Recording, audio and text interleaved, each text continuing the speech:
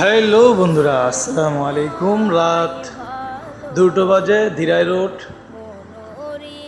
রোডটা আগে অনেক খারাপ ছিল, চালাতে অনেক কষ্ট হতো।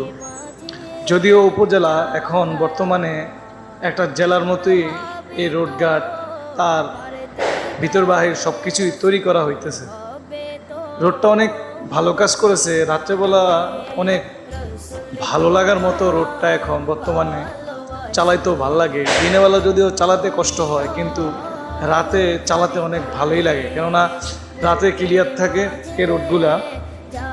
এই রোডটায় আগে যেমন দিনে চালাতে কষ্ট হতো, রাতেও চালাতে কষ্ট হতো, এখন আর রাতে চালাতে কষ্ট হয় না। রাতে অনেক ভালো লাগার মতোই রোডটা। যারা যারা এই রোডে গেছেন তারাই বুঝতে পারবেন। আল্লাহ হাফেজ, সবাই ভালো থাকবেন।